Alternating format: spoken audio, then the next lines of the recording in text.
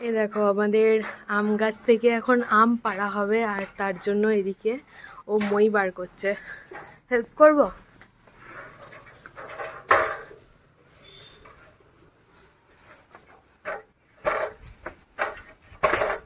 ও গয়া। তো ইয়ে করো, নামাও। তো উপর থেকে মইটা নামাবে আর বাপি নিচ থেকে ধরে নিচ্ছে।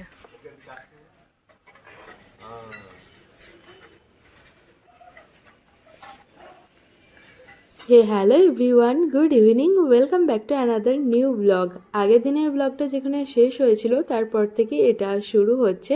ব্লগটা একটু ছোট হবে, বাট হ্যাঁ, যেটা হয়েছে সেটাই তোমাদের সাথে শেয়ার করছি। এখন বিকেল ওই 5টা কি 5:30 বাজে। আম গাছে না বাপি উঠতে পারবে না জয় উঠতে পারবে, তার জন্যই বড় মইটা নামানো হলো। এইটা দিয়ে পারা যাবে নাকি? এইটার হুকটা তো সরু। ইয়ে হয়েছে।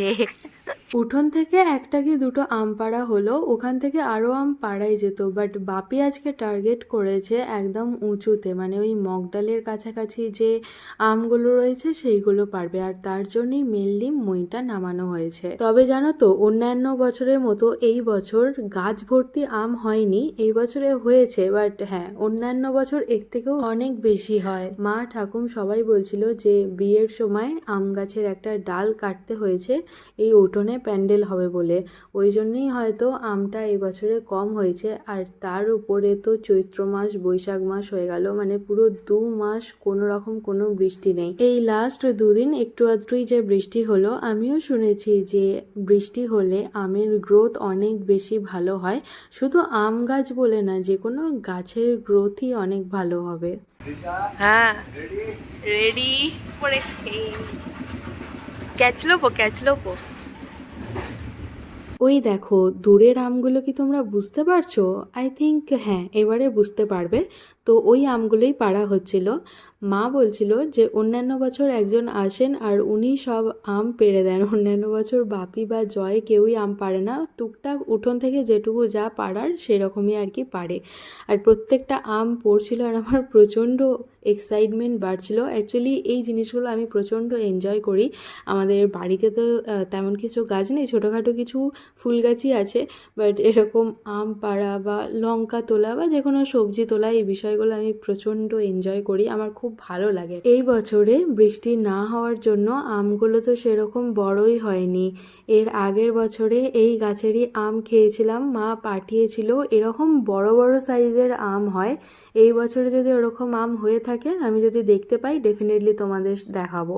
মানে অনেকটা বড় সাইজের আম হয়। যাই হোক, তো একটা করে আম পাড়া হচ্ছিল আর আমি একটা করে আম তুলছিলাম।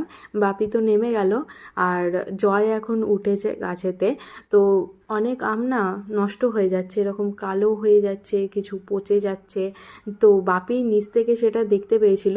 তো ওই জায়গাতে 3টে আম ছিল যেগুলো নষ্ট হয়ে গেছে, সেগুলোই পেড়ে নিতে বলছিল। আর এই দেখো এইখানে পড়েছে এই 3টে আম, রোদেতে পেকে এরকম কালো হয়ে নষ্ট হয়ে যাচ্ছে। কালকে বাপির কয়েকজন চেনা জানা মানুষকে আম দেবে। ঘরের জিনিস, গাছের জিনিস দিতে তো মন চাই, তো যতটা পরিমাণ দরকার ছিল সেটা পাড়া হয়ে গেছে। আর এটাই হচ্ছে আজকের লাস্ট আম, যেটা আমি কুড়িয়ে নিলাম। কালকে সকালে টাইম হবে না, তাই আজকে বিকালে পেড়ে সব কিছু রেডি করে রাখলো। তো আমাদের আম পাড়ার সফর এখানেই শেষ হলো। এই দেখো এক ঝুড়ি আম পাড়া হয়েছে আজকে। 1 eternity later. 8:15 তো রেডি হয়ে গেছি আমি, বাট ও এখনও অবধি রেডি হয়নি। তো আমাদের সাথে ইন্দ্রদা, জ্যোতি ওরাও যাবে। ইন্দ্রদা এখনও অবধি বাড়ি আসেনি, আর জ্যোতি আমার মতো রেডি হয়ে বসে আছে। তো আমরা একসাথে বেরোবো। তো আজকে আমি এই শাড়িটা পরলাম। ছোটো মামাই যখন আইবুড়ো ভাত খাইয়েছিল তখন এই শাড়িটা আমাকে দিয়েছিল, সেদিনকে একবার পরেছিলাম আর আজকে পরলাম। সেদিন তো অন্যরকম স্টাইলে অন্যরকম সাজে পরেছিলাম, আর আজকে পরেছি অন্যরকমভাবে। শাড়িটা ভীষণই ভালো, পার্টি ওয়্যার শাড়ি। আর এই ব্লাউজ পিসটা বানানো হয়নি, তাই একটা নর্মাল রেড কালারের ব্লাউজ দিয়ে পরে নিয়েছি। আজকে সারাদিন তো ব্লগ করলাম, সারাদিনের ব্লগটা মোস্ট প্রবাবলি একটা পার্টে যাবে আর এইখান থেকে আলাদা হয়ে যাবে। তো এখন আমি শিওর হয়ে বলতে পারছি না, যখন এডিট করব তখন বুঝতে পারবো। যাই হোক, তো আজকে আমরা যাচ্ছি ওর বন্ধুর মেয়ের বার্থডেতে, 5 বছরের বার্থডে। ফার্স্ট টাইম এরকম নিজে নিজে বার্ন করেছি, এই দেখো। তো ফার্স্টে একটু উঁচু হয়ে গেছিলো, সেটা বুঝতে পারলাম। তারপরে তো একটু নিচু করে করলাম, ওকে দেখতে বললাম যে কেমন হয়েছে একটু দেখে বলো। ও বলছে আমি তো বুঝতেই পারছি না। তো আমাকে ছবি তুলে দেখালো, কিন্তু ছবি তো খুব একটা ভালোভাবে বুঝতে পারলাম না যে কীরকম হয়েছে। এই হোক, কি ভালোই হয়েছে। তো প্রচণ্ড গরম বাইরে, আর তারপরে শাড়ি তো প্লিট করে নিই, তার জন্যই চুলটা বার্ন করে নিলাম। তো আমরা এখন বেরোলাম, যাচ্ছি ইন্দ্রদাদের বাড়ি। ইন্দ্রদা চলে এসেছে, তো জ্যোতি বললো আমাদের বাড়ি চলে এসো, আমরা একসাথেই বেরোবো। 9টা বাজছে। তো এসেছিলাম এই গিফটের দোকানটাতে, ওদের গিফট নেওয়া হয়নি, তো ফাইনালি গিফট নেওয়া হয়ে গেছে। আর এবারে আমরা যাব বার্থডে পার্টিতে। এই জ্যোতি একবার তাকা এদিকে, দেখো জ্যোতিকে কি মিষ্টি দেখতে লাগছে। এই জ্যোতি মাঝে মাঝে লজ্জা পায়, মাঝে মাঝে একদম ওপেন আপ হয়ে যায়, ভিডিওতেই কথা বলতে শুরু করে দেয়, নিজে নিজে ভিডিও করে দেয়। মাথা পকেটে নড়েনি, একটু একটু লজ্জা পাচ্ছে। ফাইনালি আমরা চলে এসেছি বার্থডে পার্টিতে। আর এই হলো বার্থডে গার্ল।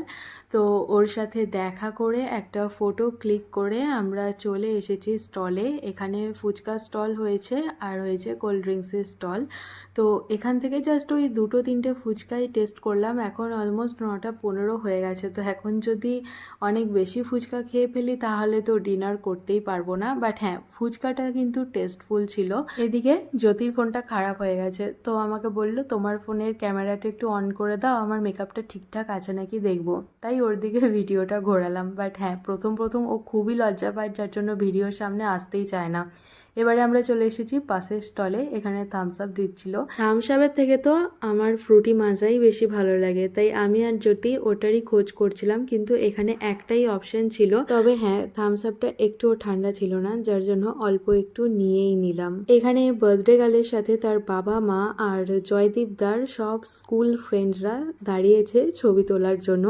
তো আমাকে জয় বলল যে এখানে একজনাই ছিল যে ওদের স্কুলের ছিল না, বাট হ্যাঁ বাদবাকি সবাই ওই একই স্কুলের ছিল। আজকে প্রচণ্ড গরম ছিল, আর তার উপরে ম্যারেজ হলটা ছিল নন এসি, ওখানেই খাওয়া দাওয়া হচ্ছে, ওখানেই লোকের গ্যাদারিং। তো গরমে থাকতেই পারছিলাম না, আর সেখানে তো এই বাচ্চাটার কষ্ট হবেই। তাই ওর গাউনটা চেঞ্জ করে একটা কমফোর্টেবল জামা পরিয়ে দিয়েছে। ও রীতিমতো কান্নাকাটি শুরু করে দিয়েছিল। এখন প্রায় 10টা বাজতে যাচ্ছে, তো আর সেরকম গেস্ট আসারও ব্যাপার নেই। তো এখানে আমরা জয়দীপদার মা মানে জেঠুমার সাথে কথাবার্তা বলছিলাম। আমার সাথে তো এই প্রথম সবার আলাপ হলো। কি হলো বলো, নতুন বরকনে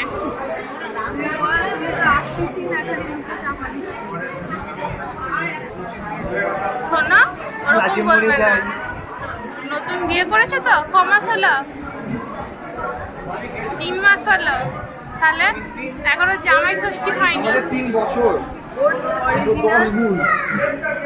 ওর অরিজিনাল 3টে দেখে হলো না, ও আবার ক্যামেরার দিকে তাকিয়ে দেখলো যে 3টে আসছে নাকি, 3 মাস। 10:30 তো আমরা বসলাম ডিনার করতে। আমার এত গরম করছিল না, এটাই মনে হচ্ছিল যদি আমি শাড়িটা প্লিট করে আসতাম তাহলে খুবই ভালো করতাম। এটা কি হয়েছে বলো তো, আমাদের ডিনারটা জাস্ট কমপ্লিট হয়েছে আর তারপরেই কারেন্ট অফ হয়ে গেছে। যেদিন ব্লগটা শ্যুট করেছিলাম সেদিন তো এন্ড করা হয়নি, কারণ প্রচণ্ড গরম ছিল আর ভালোও লাগছিল না যে আরও কিছু শ্যুট করি, তাই জন্যই সেদিন আর এন্ড করা হয়নি। কালকে ব্লগ দেওয়া হয়নি, স্কিপ হয়ে গেছে। তো কালকে রাতে এই ব্লগটা এডিট করে নিয়েছি। আর আমি কোথায় এসেছি আই থিঙ্ক তোমরা বুঝতেই পারছো। তো আমি এই বাড়িতে এসেছি, এই বাড়িরও 2-3টে ব্লগ তোমরা পাবে, আস্তে আস্তে সবটাই পাবে। এনিওয়েজ, তো চলো এই ব্লগটাকে এখানেই এন্ড করে দিচ্ছি। যদি কিছু ভালো লেগে থাকে তাহলে অবশ্যই লাইক, শেয়ার অ্যান্ড সাবস্ক্রাইব। কমেন্টে জানিও যে ব্লগটা দেখতে তোমাদের কেমন লাগলো। কাল আসি নতুন একটা ভিডিও নিয়ে, ততক্ষণে সবাই ভালো থেকো, সুস্থ থেকো, সাবধানে থেকো, অবশ্যই সাবস্ক্রাইব করে আমার পাশে থেকো। তো চলো ফাইনালি আজকের মতো টাটা।